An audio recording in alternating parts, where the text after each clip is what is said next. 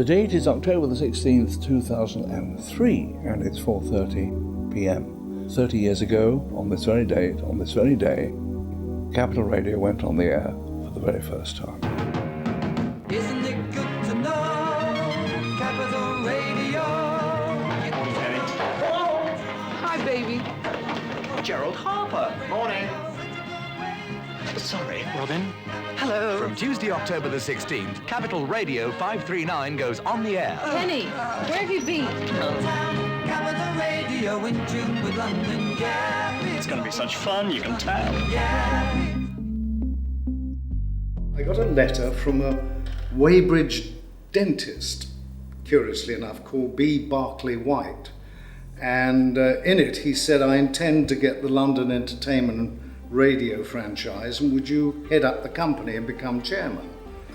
And I thought, well, he's either barking mad or he's a genius. I was known as the unknown Weybridge dentist who created Capital Radio. It was created by a lot of individuals. There were no big companies involved. I recruited David Jacobs, Dickie Attenborough, George Martin, and a few others because we represented quite a strong challenge when we had to go up for the franchise, because we were the only ones really had any broadcasters amongst them. I was asked to become chairman of Capital right from the very word go, long before it went on the air, of course. And I think partly because I'm interested in community, and that image, as it were, was something to which I was committed, but also, of course, because I was a disc jockey. There was a sort of driving ethos in all of us, which was that the BBC had had it all their own way since 1922, and there'd been a flirtation with the pirates in the early 1960s, but there had been no independently owned radio in the United Kingdom, and to a lot of us, I think, broadcasters with hearts and souls, it was very important that there was an independent voice. And more than that, an independent local voice. Capital Radio. Isn't it good to know Capital Music. All the way. Radio? 24 hours a day.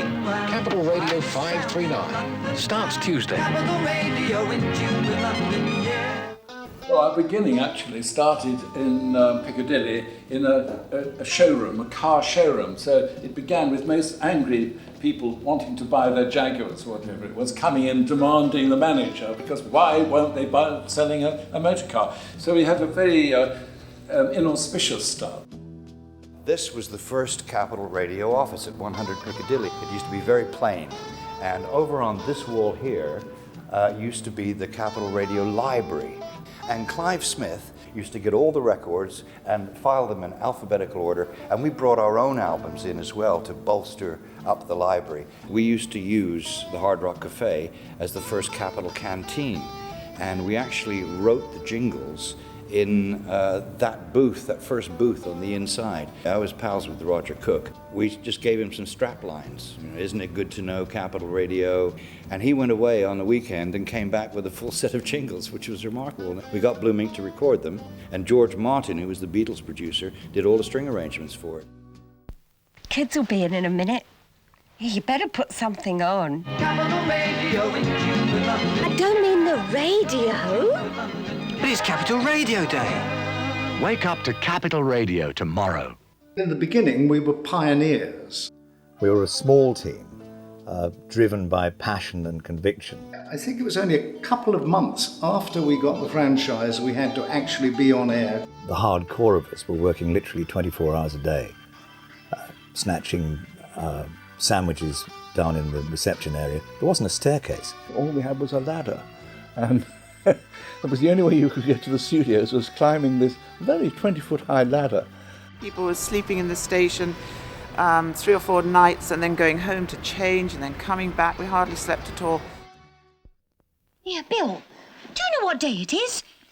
Happy birthday. No. Happy anniversary. It's Capital Radio Day. Wake up to Capital Radio tomorrow. Capital Radio in tune with London, yeah. Half an hour before we went on the air, John Whitley, the managing director, and I were still screwing up different wires and microphone cables and things that had not been finished. I went into the studio to find out if there was any chance of maybe doing a bit of dummy run on the equipment. And there was a guy, Chaz Kennedy, still lying under the desk with a soldering iron and his feet out, wiring it. And the day we came to go on the air, 5 a.m., 16th of October 1973, the first on-air DJ, Dave Simons, was totally missing. A huge search party went out in taxis all around nightclubs and bars and various places to try and find him. And then Tony Salisbury, the general manager, just had a thought, maybe, just maybe, he's asleep somewhere in the station. And I was actually asleep vertically with my head against the porcelain.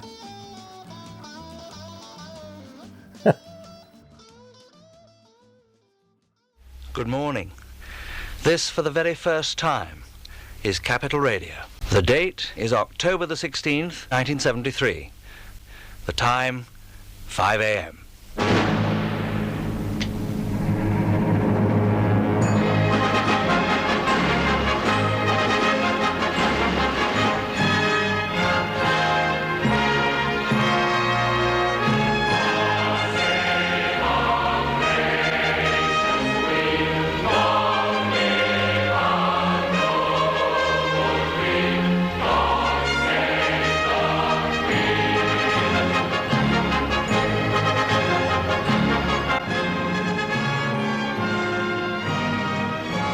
Good morning from myself, David Simons. The time is 9 minutes past 5 on the first day of Capital Radio.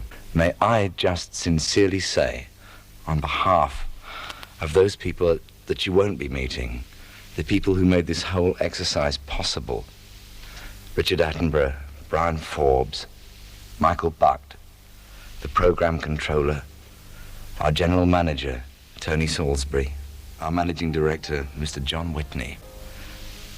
These are the nicest people with whom I have ever been associated in my entire career. And if I am to be permitted these few seconds, it is merely on their behalf to say thank you for being there.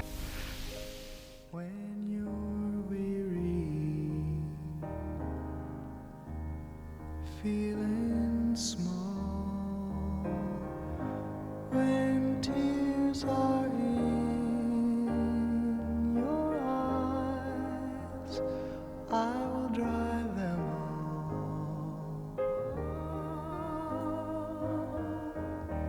all. I'm on your side. Oh, when times get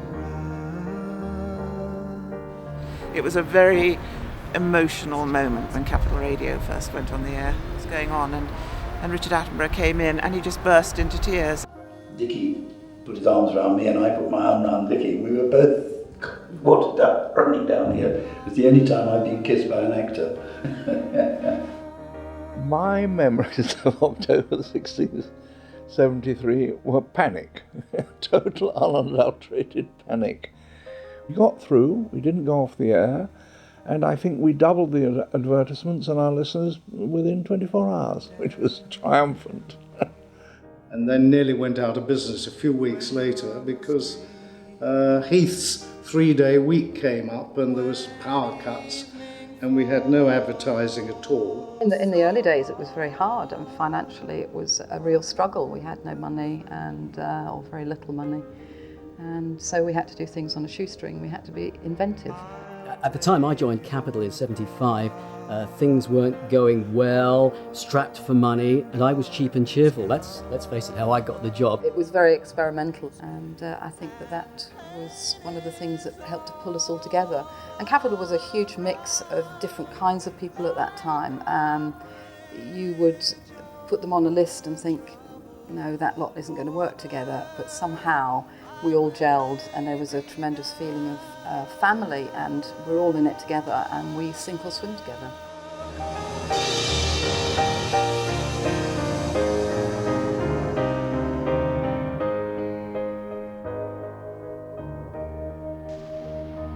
The most difficult thing about the Euston Tower was getting into it.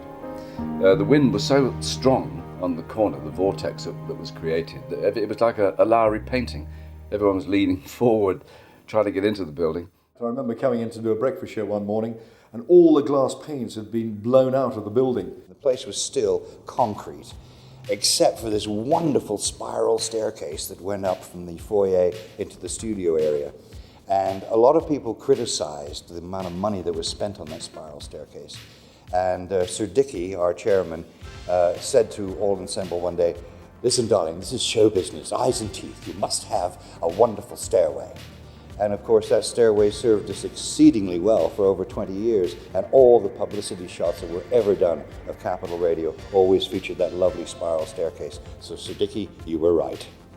I think we're the first people to have an open access to our audience to come into our foyer with the amazing Busby Berkeley staircase, which allowed them to watch all these stars coming down the staircase and going out. First time, actually, that Londoners were able to sort of touch and feel the makers of radio programming. Euston Tower, yes, it was a very exciting, exhilarating period. Plenty of brilliant broadcasting done in there, plenty of huge international celebrities visiting the building. The ones that really stick in my mind are the people who were my own heroes from my own childhood. I mean, Bing Crosby came in and said to him at one point, "Now, that record you made," he said, "No, I never did. I was going to make it, but I never did." I said, "Are you sure?" I said, I never did. I said, "But here it is." Oh, so I did. He made so many records, he couldn't remember. When Stevie Wonder came to this country and he went to Capitol to do an interview, he was so intrigued and loved the station so much that a week later he was still there. Capital Radio bought him a whole lot of musical instruments, and he was on everybody's show. He lived at the station, and he even made jingles, which the station used for, I think, a good 10 years after the event. When I used to be with BBC, we mostly had to go and visit them in their hotels, but they came to us at Capitol because the word had gone round and that was the thing to do. Parkinson's never had anyone to match what we used to get. And I used to work for Thames TV, and the chief executive of Thames Television was a very good friend of mine. And he said, "David, the one thing that really irritates me is that whenever I get in a cab and say, I'd like to go to Thames TV, which is a much bigger business with a much bigger building, the cabbies always said, is that next door to Capital Radio?"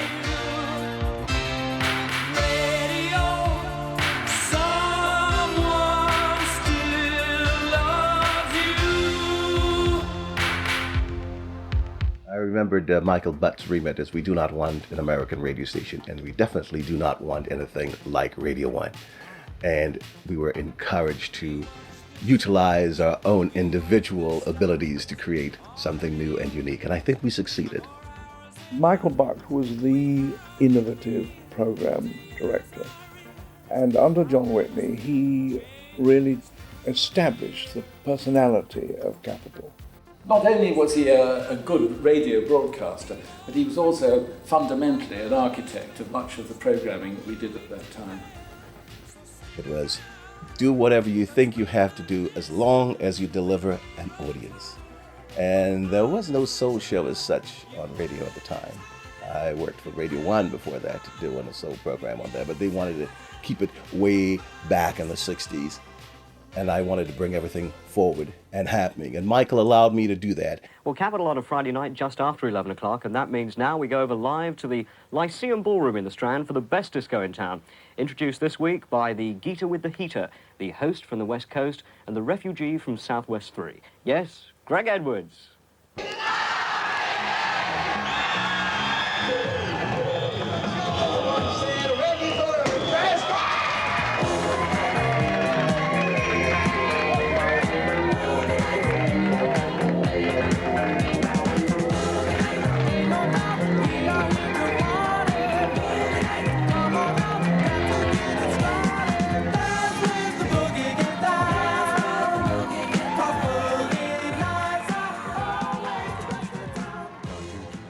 Station to create a true village voice for London.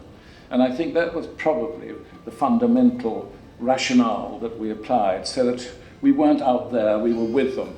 And all the programs that had an impact at that time were ones in which they could participate in themselves and have a say in. It was radio that was with the people, part of London. Hello, Capital Radio. I can't take little Pippin for his walks. Can anyone listening help me? Helpful Capital Radio. Unless we were able to bring Londoners onto the air and satisfy them and answer their questions and so on, we would not be different to the BBC. We started an idea of people phoning into the station. This was almost unheard of on the BBC. And so our idea was that when you phoned in, on the air, people thought almost that two people were talking to each other just across a table over a cup of tea. Anna Raeburn, of course, was unique to Capital. I think she was the first agony aunt on radio and the first one probably to become a celebrity. There was nothing that we didn't discuss. There was magic attached to radio, and the magic was that you couldn't be seen, you could only be heard. And so the sleight of hand was that people didn't think they were discussing their problems or their difficulties, their grief or their anguish with half the world. They just thought they were talking to me. We're talking to each other. Everybody else is eavesdropping. And you know what they say about eavesdroppers? They often learn something very informative about themselves. That she's a black magic woman, she's trying to make a devil out of me. People would ring in and you recognise the voice if you had a phone in or anything, and people would always use that phrase, I'm a first-time caller, as if it entitled them to some kind of benefit from the government. I was told by a man the other day that he remembered me vividly. I was the first person he'd ever heard seriously discuss premature ejaculation. It is not something that I have to say that I've thought about a great deal. People would ring in and they would say, my friend has got this major problem, and you knew it wasn't their friend, you knew it was them. And but Anna would sort things out. The programme was attacked by the National Viewers and Listeners Association, and in one evening it was earwigged by the Annan Committee, by Richard Attenborough walking up and down the halls, by John Whitney walking up and down the halls, and me in fear and trembling, and we were cleared of doing something valuable as opposed to doing something salacious. I sat in a further meeting with Whitney when he said, if you never actually change anything, you never offend anybody, but you never progress. The whole sense of Anna in the Dock is about changing something. The Job Finder service has filled over 16,000 vacancies since it started. Most of the work is done away from the microphone. Capital's helpline has dealt with 250,000 calls since 1975. However, the trained staff work not in the studio, but in the station's offices.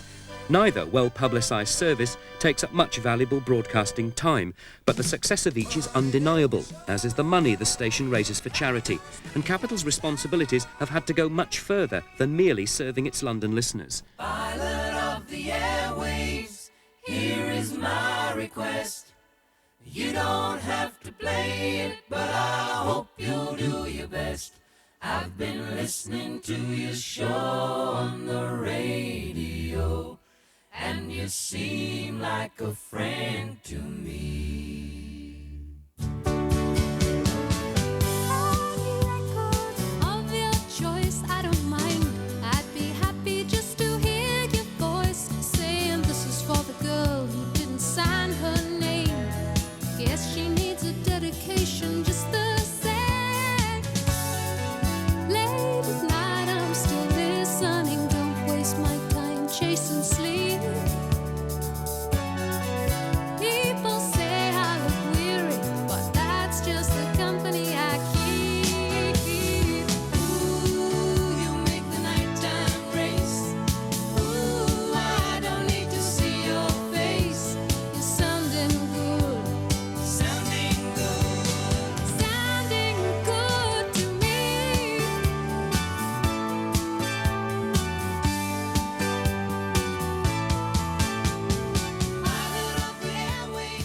Our involvement with the Capital Fun Bus and then its success of the Capital Cruiser, I think, sort of really summed up what Capital was about, which was about community and getting out there rather than just being stuck in Euston Tower, and got a real sense of community and a real sense of how much Capital meant to people in those days, and I think still does. Dickie talked for about 2 hours non-stop about the community, and whatever else would happen, whatever pressures would be put on me by the city or anything like that, don't ever forget that attention to the community and the community services is what's made this station great. And I never did. I mean, I think that is absolutely one of the key things about Capital. Help London Child started in 1975. Today, in London alone, never mind what's going on in Birmingham and in other parts of the country, the Help London Child charity is raising well over £1 million each year for the last few years, and that's allocated out now to 500-600 community groups across the London area. Help a London Child was always a fun weekend. We'd break away from the normal format, and basically we'd auction off items for hopefully lots of money. Help a London Child, Share a Capital Christmas, shine out as beacons in Radioland. From very early on, it set out the Capital was kind of different to other stations. That period in the 80s was really a very exciting time. The audiences were very large. We had the opportunity to take the company public. And I think we managed to do that without shedding any of the core values that really had been inculcated into the company.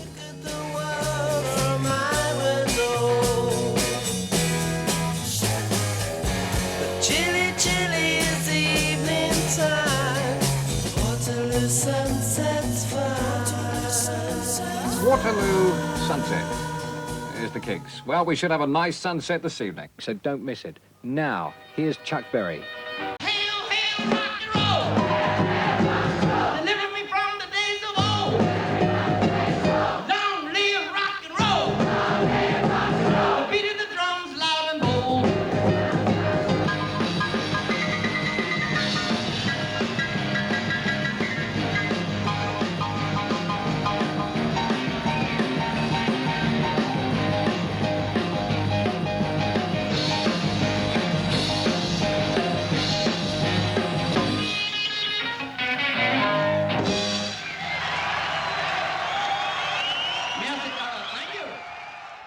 Roger Scott really is the guy that inspired me to get into radio. Grab a little piece of heaven with Roger Scott. Roger was probably the DJ's DJ. He was one of those people that people responded to enormously, and his voice is so memorable. I mean, I can hear it in my mind now. And he brought a professionalism and the attention to the audience, again, in a way that responded and spoke to their own condition. They felt he was them, but they admired him and loved him at the same time. It was a great loss to the radio industry. Roger was fantastic. I used to listen to Roger all the time. The great thing about Roger was that if you played a record and you really liked it, he played again. Yes. So, that irrelevant thing we were talking about earlier, he would sort of break the rules in a way that no one knew he really was breaking the rules, but it came across like that. He was a brilliant DJ and passionate about the music. He was a man who knew his business and he treated it with respect, and people treated him with respect. We've had a massive number of disc jockeys. I suppose the star, really, the most original, the most extraordinary, was Kenny Everett. He introduced a form of radio visibility which nobody else had. Everybody was a sort of disembodied voice. Kenny was a personality. And I think people even felt they could recognise him in the street, although they'd only ever heard him. But he was quite remarkable. He gave away a Porsche, a competition, which caused quite a stir, as you can imagine, a lot of entries. And this chap won it, I think on the Friday, and Kenny said, "Well, come to Capital and I'll meet you outside on Monday morning with the Porsche." The man duly arrived, and Kenny handed him a little dinky toy. Was the most supremely talented disc jockey of my generation. We were desperately trying to find something which was pithy and sensible and meant what it said. And Kenny really did embody that light-hearted spirit. He's an extremely clever man, as you will appreciate from listening. And now, the show with knobs on. The show with knobs on. The show with knobs on. The show with knobs on. The show with knobs on. I remember the first day when I was nervous, young 26-year-old walking into the incredible Power Tower at Euston and walking up that amazing staircase. And I got through the top doors, and the first person I bumped into was, the legendary Mr. Kenny Everett. And as I walked down the corridor, he goes, "Hello, who are you?" And I said, "Oh, hello, I'm, Foxy, a new DJ." "Ah, hello, Foxy, I've heard of you. Don't be too good, will you? I like my job. Goodbye." And he skipped off down the corridor, and I thought, oh my God, it's Kenny Everett. And that was my first day. Kenny, every evening, used to leave a white spoon that he'd stirred his coffee with stuck to the top of my desk. And I once asked him why he did that, and he said, "Does it annoy you, darling?" And I said, "Well, yeah, it does a bit, actually." He said, "That's why I do it." And that was Kenny. And Kenny used to post his show. I just remember he used to go to the end of the road, He used to sort of spend hours every night with a bottle of brandy, disappear into his studio, make this masterpiece and stick it in. I think he kept a master copy or something back. Actually, knowing him, he probably didn't.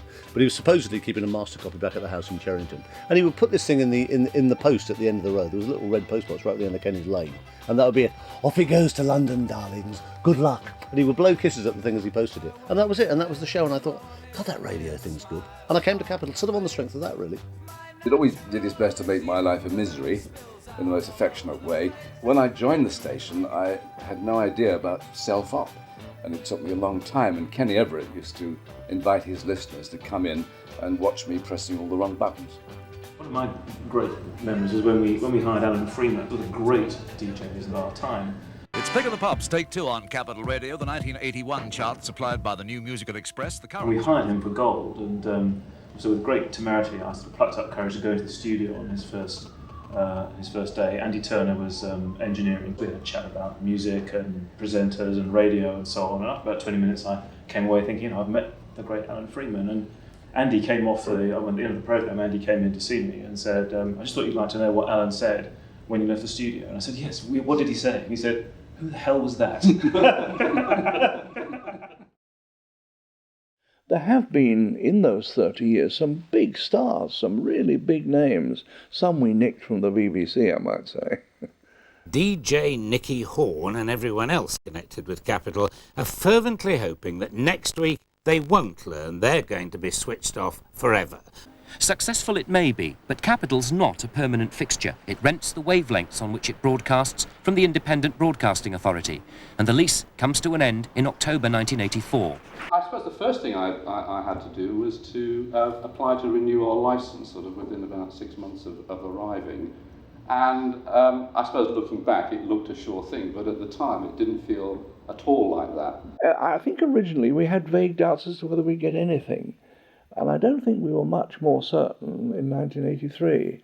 And I think actually because we had it and might lose it, I think we were even more nervous. Our primary concern is to broadcast to as many Londoners as we can, to interest as many Londoners in our programmes. If we succeed in doing that, obviously we will attract the advertisers, and we are realists. We have to pay the rent, we have to stand on our own feet, and we do so. We are fundamentally a music station, and we're very proud to be that. Next week they have to go before their masters, the Independent Broadcasting Authority, to prove that Capital Radio is still in tune with London. And it was made worse by the fact that Mr. Steve Wright on Radio 1 took great delight during the whole of the period when our licence was up in announcing regularly on his programme that he thought we'd lost the licence. So they were quite testing times. Capital's answer has been to compromise. It's attempted to mirror London's general tastes and capitalise on them. Nothing gets in the way of peak time pop music programming. The Radio Authority finally allowed Capital FM to split its FM and medium wave signals into two separate stations, and of course that day is important to me because the Capital Gold brand was created. Well, I had the pleasure of opening up Capital Gold when it went to 7 days a week, and I was here for 14 years and had some really good times. I like what we're doing on Gold. There's an awful lot of the elements of the original Capital Radio in there. The person I suppose who's had most influence, particularly on the content of the music and split Capital Gold and the ordinary Capital station, was Richard Park. I think the greatest achievement is always audience numbers. That's what a program controller is there to do. And I think in 1992, every second Londoner was listening to either Capital FM or Capital Gold. As an old fogey myself, I mean, basically almost every room is tuned to Capital Gold, so I can seamlessly move through nostalgia time as I sort of get myself into gear in the mornings. If it's 50s, 60s, 70s, 80s music you want, Capital Gold is the only station for you because it's the only station people think about. For me personally, Capital Gold speaks to my condition, as it were, perhaps, more than any other.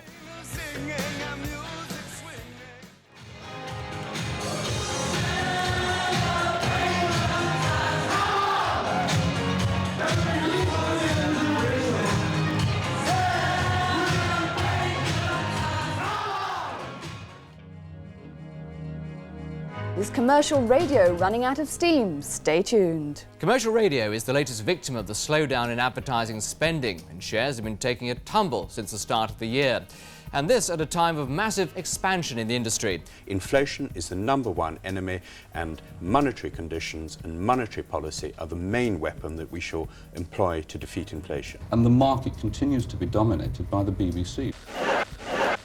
As Terry Smith, who used to run Radio City in Liverpool, described it to me. When I said how bad was it, he said, put it this way, it's so bad that even the advertisers who never had any intention of paying their bills had stopped advertising. And so it was quite a downturn. In the news today, plans have been announced for up to 300 new radio stations. In London alone... So I'm David Jensen. Drive time 22 minutes in front of 5 on Capital FM, London's #1. The legacy was picked up by Richard, who solved the advertising crisis at a single blow. The year I took over, which was kind of your last year, we made £8 million profit, and the entire independent radio industry that year made £3 million profit. It just shows you what a terrible, terrible state the industry was in. But actually it did create the foundation in which we could get the whole industry to think again about the advertising market. And what are we now? 6 and a bit. Fantastic. From the heart of London, this is 95.8 Capital FM. In the morning. Chris Tarrant moving into the breakfast show just electrified the London audience. And I remember saying to Chris, I think you should try this show. And he said, well, look, I don't really want to be a breakfast presenter. I don't want to get up as early in the morning. But I'll do it for a year. Right, 6 o'clock in the morning. That's the time of day when all good breakfast show presenters are well and truly out of bed. And I remember saying to him, you know, in America, if you get a successful breakfast slot, it's a job for life. You know, you can be doing this for 10 or 20 years. He said, never. I just somehow got blagged into doing a bit of radio, and I have to say, it was sort of, oh, we'll try it and see how it works or whatever. And actually, the whole thing of liveness and the immediacy of radio and whatever, it was just fantastic. Chris Tarrant is absolutely crazy, and he cheers me up straight away in the morning. What? It's power from the tower. Exactly 9:30. It was out of a lot of lunches with Chris and many, many other people at Capital that I was able to beg, borrow and steal some of the great radio ideas that you've heard on Capital over the years. Double or Quits was the classic that became a little TV show called Who Wants to Be a Millionaire? And that all came from the sort of David Briggs period, really. Well, working with Chris Tarrant was always an absolute joy because you knew you were working with the best. He set the standard, and we set out to build a team of broadcasters who could try to live up to that standard. And it's still the best fun you have. It's the best fun you have with your clothes on. One loves Chris Tarrant, unless, of course, Chris isn't there, then one loves Foxy. Well, I am amazed that Capital is 30 years old, and I'm amazed in a way that I'm still here and still loving being on Capital as much as I did when I first joined. Now, Foxy. Big Drive Home. The Big Drive Home. There was an occasion when I was on the air, and it was my birthday, and the internal phone rang, and the voice says, "Hello, it's the Princess of Wales here." I thought it was one of the girls downstairs. It turned out it was the Princess of Wales.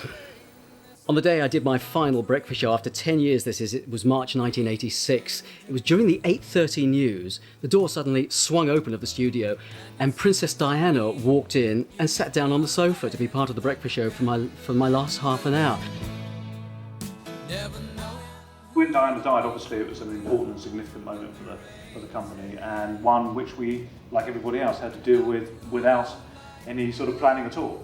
And I think the way that we dealt with her death was, extremely professional, well regarded by the entire industry. I mean, it was used in the future as a model of how you do deal with those terrible moments. We had all other radio stations, including the BBC, ringing up saying, "What's Capital doing? How are you dealing with it? What's the station's position? All of this." And how fast do you get back to normal? Exactly, that was the question that no one could answer, but which we took a lead on. Pain was the price you paid.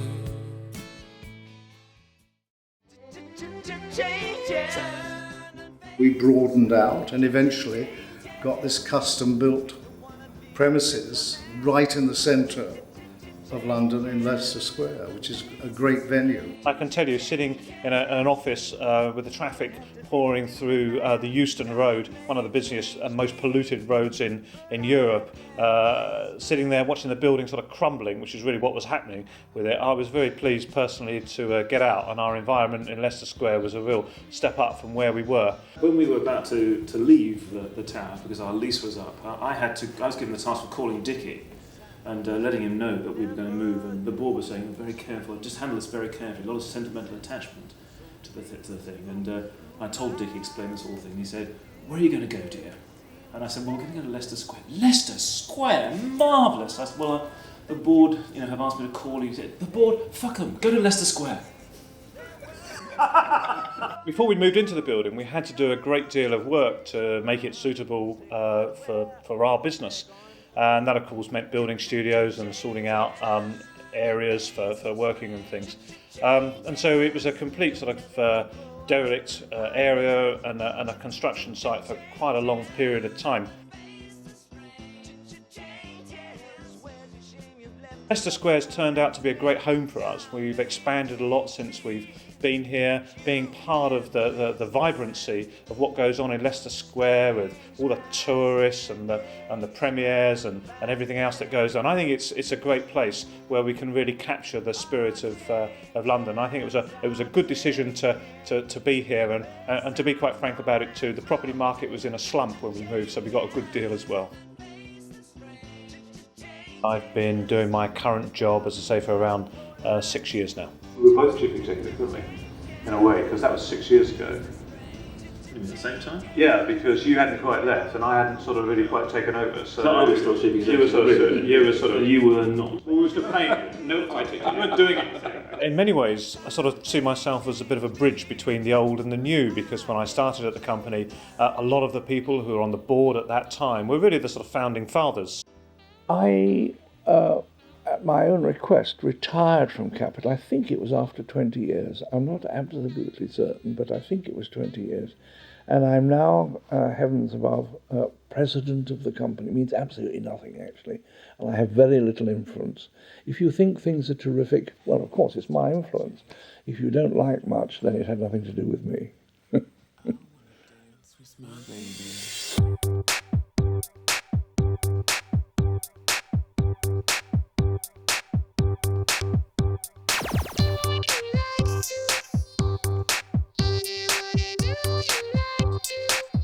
The early road shows featuring, I think, Mick Brown and Pat Sharp and Neil Fox, etc. was huge. Party in the Park is really a phenomenal event, much more exciting in a way than we could possibly have imagined 30 years ago. In fact, now, of course, it goes all over the country.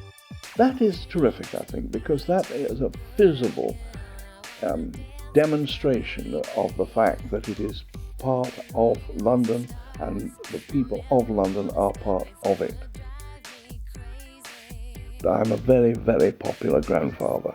For one reason, I can sometimes fiddle tickets for Party in the Park.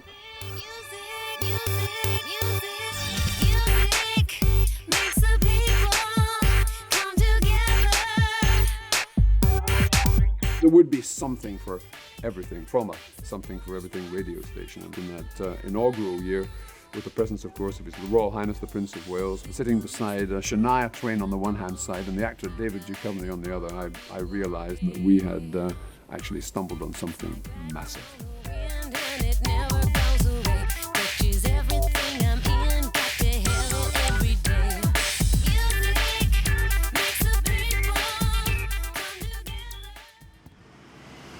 The group then forged itself across the United Kingdom. Love music. Love Birmingham. Love BRMB. I spent a year at BRMB, which was a fantastic station to work at.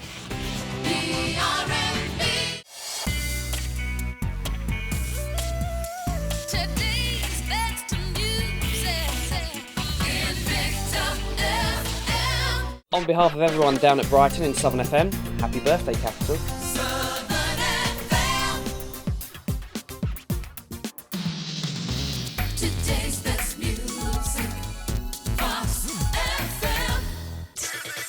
Red Dragon FM. Addict. All this month at Red Dragon FM. In Southampton, we had a station called Power FM. 103.2 Power FM. The music just turns me on. Non-stop. Non-stop. Beat 106. Everybody is singing along. 105.4 Century FM. It wasn't until Craig David arrived on the scene that we happened upon an artist with the skill to take the world by storm. I think the great thing with Capital Radio is that there wasn't really a bias, and you guys there are thinking, yes there was. I feel very blessed to be part of the group. It's a very cool family. Today's generation are actually carrying on what the company believes in, and I think that's a really important thing. It's funny that in 2003, my daughter, Emma, youngest daughter, should end up at Capital and almost completing the circle. I'm really excited to be working for Capital because not only is it the radio station that I grew up with, but also my father, Brian Forbes, was one of the first directors of the company and helped set it up. I always wanted to work at Capital FM. Had I been offered a job anywhere else, I would have said no. Well, perhaps, except Radio Top Shop. We worked really hard to get the government and the regulator to see sense on the new rules for radio ownership. So we're now poised, if you like, for perhaps another period of growth.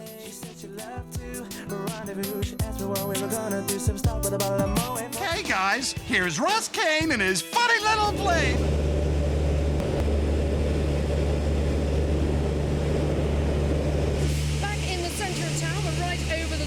The London Eye, great view. Roads are looking good, which is nice to see. No trouble on Parliament Square.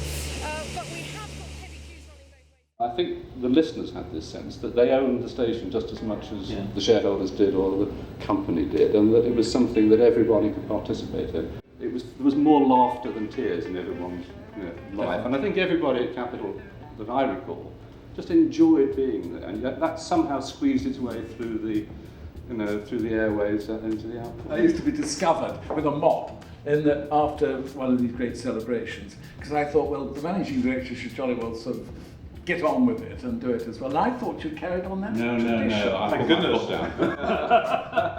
We're still doing celebrations. Oh, good. And we're just flying over City Hall, yet another afternoon of queues both ways over Tower Bridge. That, of course, is due to the roadworks and the David Blaine experience. I'll be back, though, with more in around an hour.